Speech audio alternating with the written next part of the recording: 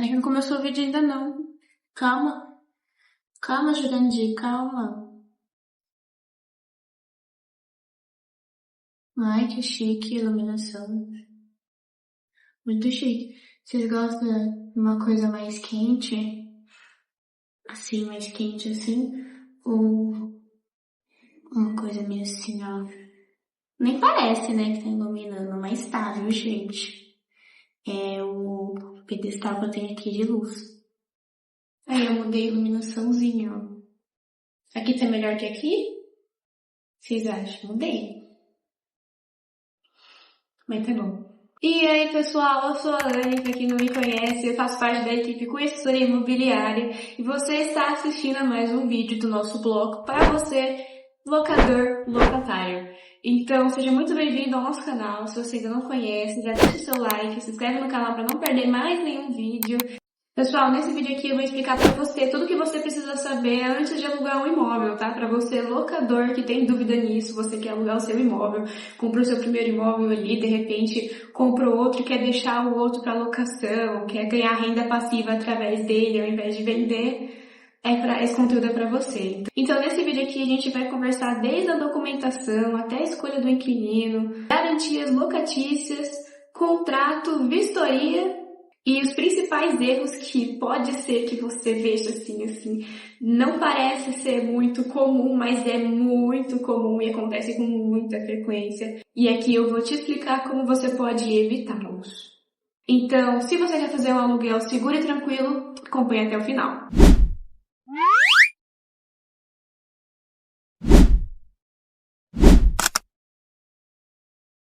Tópico número 1 que a gente tá vendo aqui, galera. O imóvel precisa estar regularizado. O primeiro passo é você pegar aquele monte de papelada empoeirada e verificar se toda a documentação tá em ordem. Se o IPTU tá em dia, se tem dívidas no condomínio, as eventuais averbações necessárias, se a documentação do proprietário tá regular. Além disso, você precisa ver também se o imóvel tá habitável, né?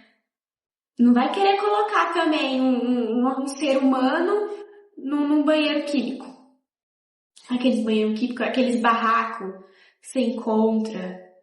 Então é sempre bom você verificar a pintura, a parte elétrica, a parte hidráulica e as fechaduras também. Não vai dar um imóvel também que está aberto para o inquilino. Imagina a pessoa mora lá e percebe que também tem gente morando.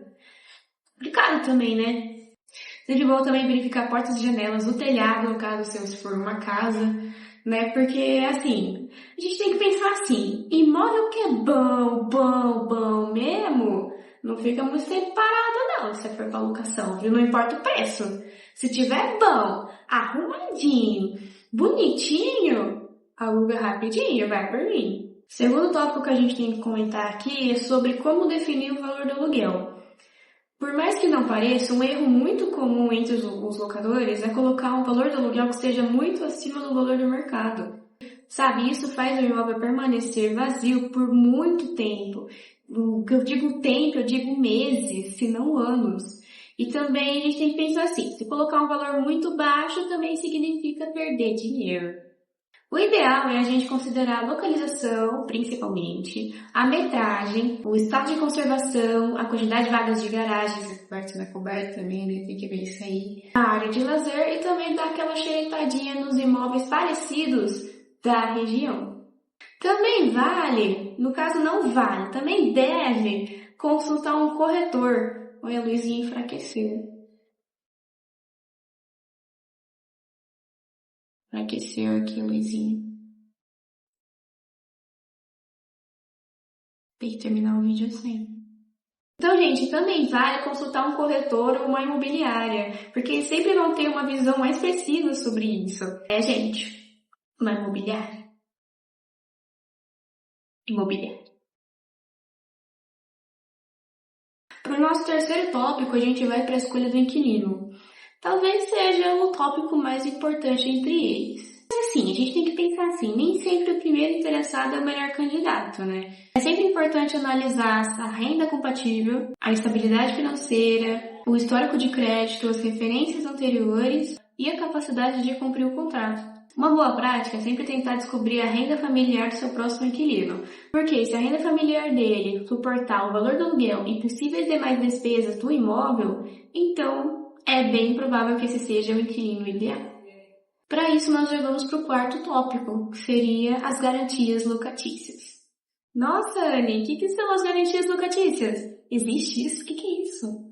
As garantias locatícias, como o próprio nome já diz, são alguns mecanismos da locação que asseguram o locador caso o locatário não consiga cumprir com suas obrigações contratuais, sendo elas a caução, o fiador, a seguro-fiança e o título de capitalização.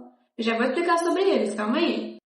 Ao começar com a caução, resumidamente, o inquilino deposita um certo valor como garantia. Esse valor pode ser equivalente a 2 meses de aluguéis, 3 meses de aluguéis, aí vem de você pedir. Com o caso que a nossa imobiliária pede sempre 3 meses de aluguéis como garantia locatícia. A vantagem dela é que ela é simples, entendeu? O inquilino não cumpriu com as obrigações, tem lá o valorzinho e tá guardado. Por exemplo, o inquilino não pagou o aluguel, tá atrasado. Você pega esse valor da caução para pagar o aluguel. A única desvantagem disso é que a caução não pode cobrir inadimplências maiores, inadimplências pesadas. Por exemplo, durante a locação do inquilino acontece algum problema, e esse problema é de responsabilidade do inquilino, o inquilino não consegue estar arcando com isso, aí, por exemplo, sejam uns 10 mil reais, e a caução foi só de 6.500, não dá para arcar com o valor, entendeu? E aí fica um pouco pesado. Essa é a única desvantagem da caução. No caso do fiador, já é mais diferente. Uma outra pessoa assume a responsabilidade caso o inquilino não consiga arcar com suas obrigações. A vantagem é que oferece boa segurança. A única desvantagem é que realmente está mais difícil achar alguém que esteja disposto a se tornar fiador. Não compensa. No caso da seguro-fiança, a seguradora se responsabiliza pelo pagamento do aluguel. E depois o inquilino que se vira lá com a seguradora para resolver esse lugar com a seguradora. Entendeu? Você proprietário, você imobiliária tá seguro, porque a seguradora tá lá. Essas são as vantagens mesmo, né? Porque o risco é muito menor e evita a necessidade do fiador nesse caso. A única desvantagem é que possui um custo para o inquilino, né? Então, diferente da caução, aliás, esqueci de mencionar. Na caução, no fim do contrato, o valor que sobra, caso ele não tenha sido usado, volta para a conta do inquilino. No fim do contrato, aí devolve. Por isso que não pode gastar.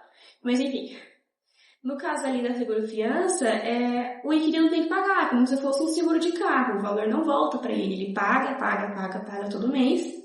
Ou ele pode optar por pagar anualmente, né? Aí vem do dinheirinho do inquilino. Mas de forma assim resumida, simplificada, ele funciona exatamente como um seguro de um carro. Agora, como última garantia locatícia que a gente vai falar aqui, tem o título de capitalização. Sim, ele também pode ser usado como garantia locatícia. Então, gente, cada modalidade tem suas vantagens e desvantagens. O ideal é escolher a garantia que mais se adequa ao perfil da negociação. O melhor para você, locador, será para o locatário também. Como quinto tópico, a gente tem a importância da vistoria. Você já ouviu falar da vistoria? Você sabe o que significa a vistoria? A vistoria é...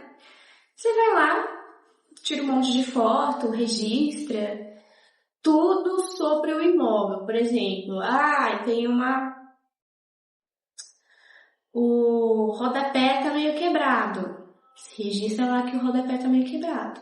Então, faz um relatório detalhado, ele pode conter fotos, pode conter vídeo, deve conter descrições da parede, do teto, do piso, etc, as portas, fechadura, tudo, sempre bom.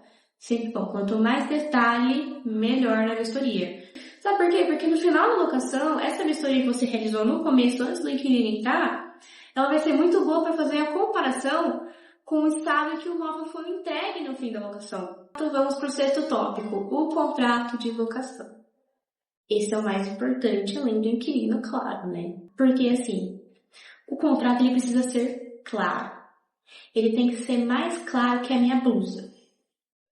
Por exemplo, assim, entre as principais cláusulas deverão ter valor do aluguel, data de vencimento, índice de reajuste, prazo da locação, responsabilidade pelas despesas, multas, formas de devolução do imóvel, regras sobre reformas e também as obrigações de cada parte. Quando eu digo partes, eu digo locador e locatário.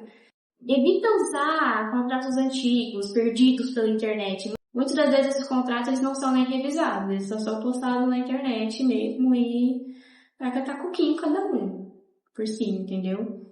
E esses contratos não são bons, não são o ideal. Você deveria procurar ajuda, por exemplo, a inteligência artificial também está aí para estar auxiliando isso. Por exemplo, uma imobiliária que já tem contrato pronto. Tá bom? Parei. Então, assim, pessoal, cada locação possui características específicas. É sempre bom a gente observar isso. Próximo tópico, pessoal, quem paga o quê? É uma dúvida comum. Calma. Muito comum. Conselho aqui de imobiliário, no caso aqui a gente já tá no mercado, fez 7 anos esse ano, aliás, ai, meu aniversário! Mas enfim, o inquilino deve pagar um aluguel, obviamente, que ele vai pagar o todo. Não, tô brincando, calma, é brincadeira.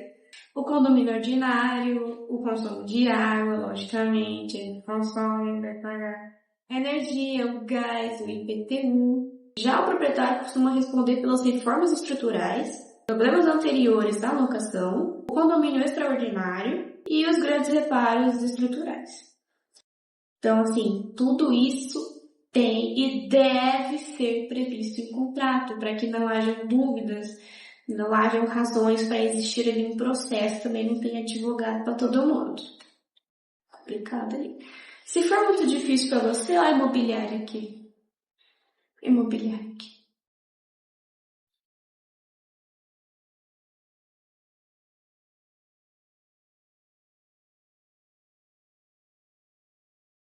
Esse tópico que eu gosto. Administração direta ou imobiliária? Imobiliária. Ó. Não, tô brincando. Vou falar com um profissional aqui também, né? O proprietário, ele pode administrar o próprio imóvel. Não é obrigatório. Podia ser, né? Podia ser obrigatório. E administrar sozinho pode significar economizar na comissão, mas também pode significar lidar com toda a burocracia sozinho. E é muita burocracia. Você tem certeza que você não quer uma imobiliária? Você tem certeza? Tá bom, parei, tô parando, tô tentando mudar. Tô tentando mudar, tá dentro de mim. Ai, ai. Ao contrário, com a imobiliária. A imobiliária, né? Você paga a comissão da imobiliária, que normalmente fica em torno de 6%, 8%. E, além de tudo, você conta com o apoio da imobiliária, né? Porque a imobiliária que vai cuidar da análise cadastral, da elaboração do contrato, cobranças, vistorias, intermediações e conflitos possíveis. A imobiliária que vai gerenciar tudo isso. Com isso, a gente já vai para o nono e último tópico, né? Os principais erros dos proprietários. O proprietário erra. E erra muito. Esses são os principais e mais comuns. Tá? Eles são os que mais acontecem. Pode não parecer, mas acontece com muita frequência. É assustador, sim, da perspectiva da imobiliária. É assustador. Acontece com muita frequência. Entre eles são escolher um inquilino só pela simpatia. Sabe quando você... É a mesma coisa que você emprestar nome. Não se empresta nome para parente, principalmente. Não se empresta dinheiro também para parente. Isso é loucura. Você colocar um inquilino no seu imóvel porque ele é simpático, é loucura. É loucura. Não fazer vistoria, contrato mal elaborado. Vamos tomar cuidado com o contrato, né, pessoal? Você quer gerenciar sozinho, mas você põe o contrato ali tudo rasurado, entendeu? Tudo vago. Meu filho, se você não especificar no contrato que é para fazer tal coisa, com tal objeto, o inquilino, nossa, cá entre nós aqui, o inquilino é louco. Louco. Se você não botar no contrato ali que não é para fumar dentro do imóvel, por exemplo, não querendo dar indireta, mas já dando,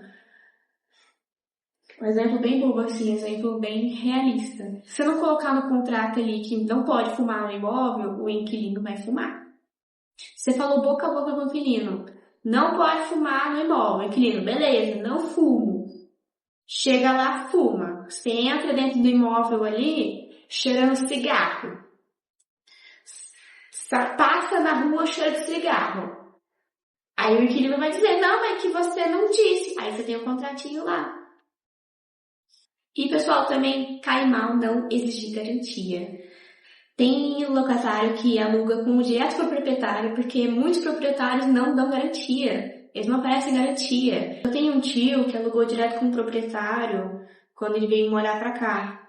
E o proprietário tinha um contrato lá, um contrato que, aliás, ele nunca viu esse contrato.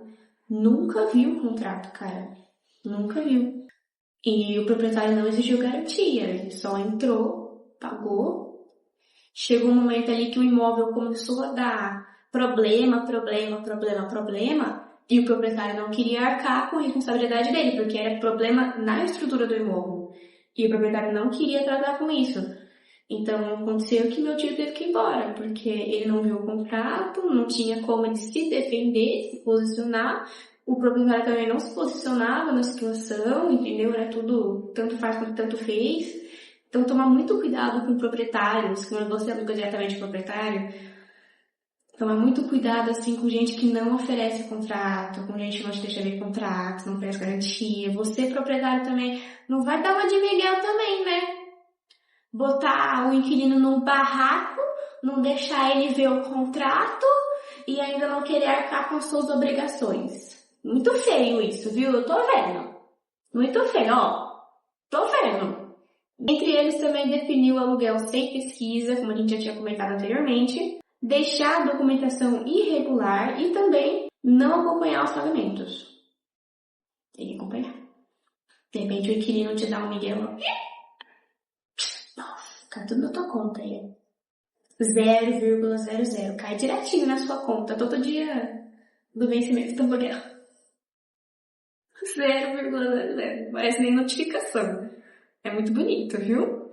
E é isso, gente. Alugar um imóvel pode ser uma excelente forma de renda passiva e de valorização do patrimônio. Mas uma boa locação e segura não depende só de você, depende da documentação em ordem, da escolha do inquilino, da construção do contrato e da convivência. Se você tomar esses cuidados desde o início, as chances de uma locação tranquila são bem altas. Mas é isso, se esse vídeo foi útil para você, já deixa o seu like, se inscreve no canal, ativa o sininho para não perder os demais vídeos, tá? Se ficou alguma dúvida, qualquer coisa, pode deixar aqui nos comentários, a gente tem um enorme prazer em responder vocês. Todos vocês também fazem parte da nossa equipe. Não se esqueça, se você é proprietário e não consegue gerenciar, olha a imobiliária aqui, ó.